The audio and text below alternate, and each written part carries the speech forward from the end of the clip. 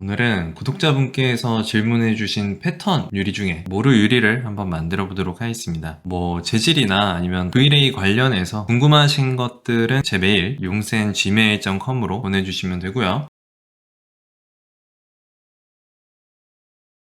일단 모루 유리가 어떻게 생겼는지 분석을 해보는 게 중요할 것 같아요. 줄무늬처럼 되어 있거든요. 세로 줄무늬, 스트라이프라고도 하는데 모루 유리라는 이름을 치는 것보다는 이 문양이 갖고 있는 형태를 검색해보는 게 훨씬 더 자료를 찾는 데 도움이 많이 됩니다. 그렇기 때문에 평소에는 재질 사이트를 좀 썼지만 이번에는 구글에서 이미지를 검색을 해서 찾아보도록 할게요. 그래서 구글 검색창에다가 스트라이프 텍스처라고 치시면은 이미지에 쭉 나올 겁니다. 그 중에서 저는 프리픽 사이트에 있는 이 스트라이프 텍스처 이미지를 쓸 건데, 제가 테스트를 사전에 되게 많이 해봤어요. 핀터레스트에 있는 모루 유리 모양을 가져다가도 작업을 해봤는데 픽셀이 좀 많이 깨지더라고요. 중요한 거는 이미지의 픽셀이 드러날 정도로 깨지지 않은 원본 이미지를 찾아야 됩니다. 즉 이미지의 화질이 좋아야지 깨끗하게 나올 거예요. 그래서 이러한 주의사항이 있으니까 이미지 고르실 때 픽셀이 좀 깨끗하고 화질이 좋은 거를 위주로 찾아주시길 바랍니다. 이거 아니라 되게 애먹어. 여기서 추가로 패턴 글래스 텍스처라고 치시면은 또 핀터레스트에 여러가지 이미지도 나오니까 한번 참고해서 쓰시면 좋을 것 같아요. 단 여기에 있는 이미지들이 해상도가 그렇게 좋지는 않아요. 그러니까 잘 찾아보시길 바랍니다. 이미지를 다운받으실 때는 음영이 없는 이미지를 다운받으셔야 돼요. 이미지 자체에 음영이 생겨버리면은 여러분들이 쓰실 때 타일링이 100% 지게 됩니다. 그러니까 이 점은 주의하셔야 되고요. 그래서 이런 형태의 이미지를 다운받은 거고요. 음영이 없고 흑과 백으로만 되어 있죠. 범프 이미지는 흑과 백으로 되어 있는 것일수록 굉장히 좋습니다. 효과가 극명하게 잘 나타나거든요. 근데 좀 효과가 부드럽게 그라디언트가 지는 것처럼 문양이 나와야 되기 때문에 이 이미지는 포토샵으로 가져가서 추가적인 수정을 할 겁니다. 지금 이미지를 보시면은 경계선이 굉장히 뚜렷하기 때문에 모루 유리의 그런 부드러운 곡선 처리가 잘 안 나타날 수도 있어요. 그렇기 때문에 일단 흑과 백으로 대비가 되어 있을 때는 그 음영의 차이가 굉장히 심하게 나타나거든요. 그래서 레벨 값을 이용해서 이 간격을 줄이셔야 됩니다. 안 되네. 근데 레벨 값은 현재 그래프가 잘 안 나오니까 일단 먼저 블러 효과를 줘서 뭉개줄게요. 색깔을. 필터에 블러, 가우시안 블러에 들어가셔가지고 레디우스를 올리면 올릴수록 그라디언트가 쫙 퍼지거든요. 이거는 어떻게 조절하느냐에 따라서 모양이 달라지니까 여러분들이 한번 테스트를 해보시면서 작업을 하시면 좋을 것 같아요. 저는 이 정도로 하겠습니다. 어느 정도 검은색보다는 회색 계열로 가야지 자연스럽게 나타나니까 이렇게 해주시고요. 그 다음에 레벨 값을 가보시면은 회색 쪽에 그래프가 많이 생긴 걸 보실 수가 있으실 거예요. 그래서 이거를 왼쪽으로 가가지고 이 격차를 조금 더 줄여주시는 게 좋을 것 같아요. 검은색은 냅두시고 회색만 이렇게 가주시면 될 것 같습니다. 그래서 어느 정도 됐을 때 OK를 눌러주시면 돼요. 얘가 이제 유리의 범프 이미지가 되는 겁니다. 저도 지금 형태로는 어떻게 나올지는 알 수는 없어요. 그러니까 테스트를 통해서 한번 지켜보도록 하죠. 저장은 JPG로 해주시고 이름은 모루유리 범프라고 표시를 해줍시다. 이 자료는 여러분들도 한번 테스트 해보시라고 제가 고정 댓글 링크에 달아놨습니다. 그래서 확인해보시고 다운받으시면 될 것 같아요. 제가 자주 쓰는 유리 설정 값인데 크리에이트 어셋의 매테리얼 제네릭으로 들어가셔서 리플렉션은 하얀색으로 해주시고요. 여기서 이제 밑에 보시면 리플렉션 IOR이 있는데 얘는 한 2.5에서 2 정도로 주시면 됩니다. 보통 여러분들이 유리를 볼 때 인식하는 그런 효과가 리프렉션, 굴절보다는 리플렉션 반사인 경우가 훨씬 많거든요. 그래서 반사를 좀 더 세게 추가해주는 리플렉션 IOR을 넣어주시고요. 그 외에는 설정하실 건 없고 리프렉션으로 또 들어가셔가지고 굴절은 이제 하얀색, 그래야지 투명하게 바뀌겠죠. 그리고 IOR은 1 정도 주시면 됩니다. 저 같은 경우에는 굴절되는 효과가 기본은 1.6으로 되어 있을 텐데 이 1.6이 왜곡이라는 효과가 유리 뒤편에 있는 오브젝트의 형태를 왜곡을 시켜버립니다. 그냥 유리 한 겹만 있을 때는 상관이 없을 수도 있어요. 각도에 따라서. 근데 두 겹이나 혹은 각도가 좀 바뀜에 따라서 유리의 방향이 좀 틀어져 있을 때 왜곡 현상이 나타날 수도 있어요. 그래서 저는 IOR을 보통 1로 주는 편입니다. 최소값이 1인데 1은 굴절값이 아예 사라진다고 보시면 돼요. 그래서 사실상 굴절의 최소값은 1.1이겠죠. 그때부터 굴절이 생기기 시작하니까 여기서는 1로 주시면 됩니다. 물론 테스트하면서 지금 설정한 값들이 조금씩은 바뀔 수 있습니다. 그러면 이제 아까 만들었던 모루유리 범프를 범프 맵에다가 넣어주시면 돼요. 그리고 적용을 시켜야겠죠. 그래서 오브젝트 전체 그룹 안에 들어가서 전체 선택 3번 해주시고 Apply to Selection으로 넣어주시면 됩니다. 그 다음에는 렌더 버튼을 눌러서 효과가 나오길 기도하시면 되고요. 역시 기대를 저버리진 않네요.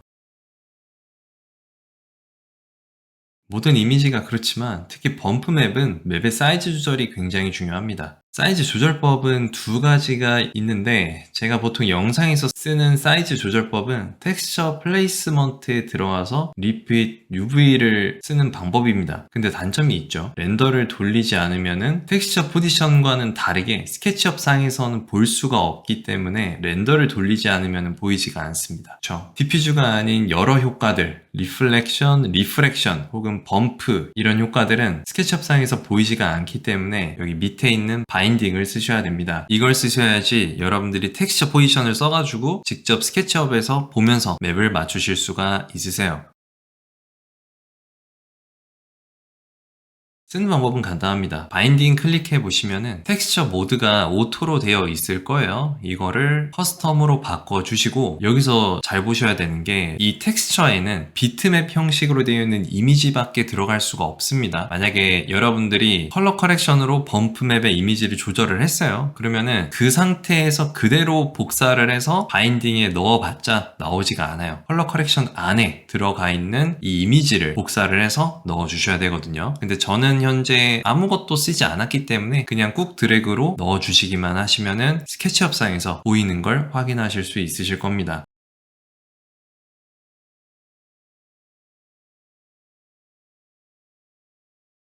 그 다음에 이제 이걸 토대로 텍스처 포지션을 써서 맞춰주시면 돼요. 잘 보이죠? 그래서 저희가 원하는 형태의 사이즈로 맞춰주시면 됩니다. 이제 된 것 같으니까 자, 그럼 즐거운 테스트 시간.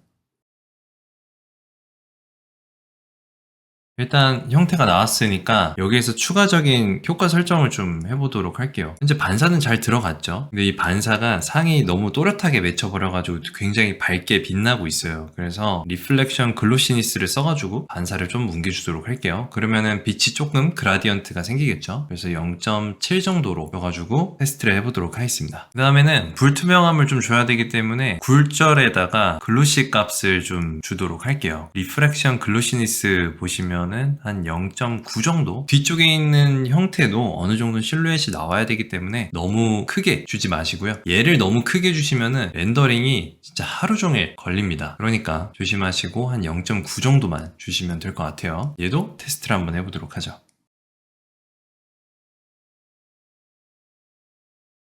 일단 이 정도면은 얼추 됐고 최대한 비슷하게 만들어 봐야 되니까 리터치를 한번 해보도록 하겠습니다. 일단 최종 렌더를 걸어주세요. 렌더 값은 제가 보여드릴 건데 더 자세한 설명이 필요하시다면은 우측 상단에 있는 영상을 클릭하셔서 추가적인 설명을 들으시면 좋을 것 같습니다.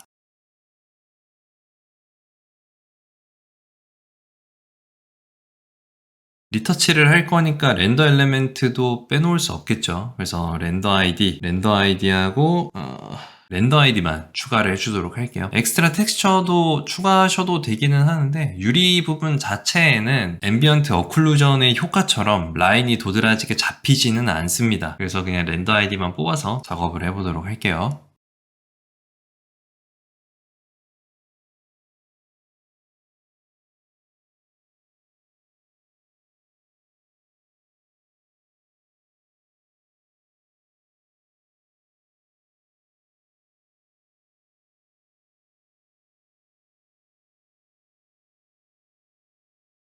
자, 그럼 최종 걸어주신 이미지를 갖고 와주시고 렌더 아이디 이미지도 열어주신 다음에 원본 레이어 위에다가 붙여넣기 해주시면 됩니다. 원본 이미지는 컨트롤 J로 한 번 더 복사해 주시고요. 여기서는 모루 유리만 리터치를 해서 수정을 할 거니까 렌더 아이디 레이어 선택해 주시고 마술봉 툴인 W 눌러주셔서 유리 부분을 클릭해 주시면 됩니다.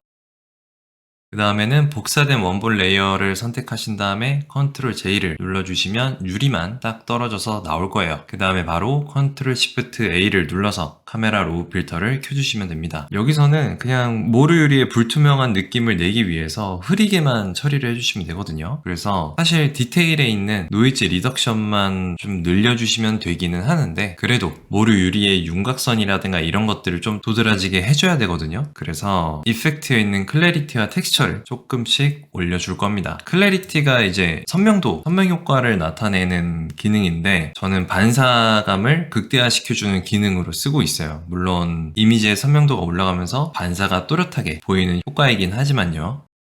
그리고 텍스처도 살짝 올려주면은 질감 효과가 좀 더 잘 나와서 유리의 윤곽이 좀 더 잘 보일 겁니다. 그래서 적당하게 조절을 해주시고요. 그리고 뒤쪽에 있는 빛의 명암도 좀 줘야 되기 때문에 커브에 들어가셔서 하이라이트 부분 조금 올려주고 다크하고 섀도우 부분도 조절을 좀 해주도록 할게요. 필요하면 라이트 부분도 조절을 해주시면 됩니다. 마지막으로 디테일에 있는 노이즈 리덕션으로 모루 유리를 좀 불투명하게 만들어 주시면 됩니다. 자, 이렇게 해서 모루 유리가 완성이 되었네요.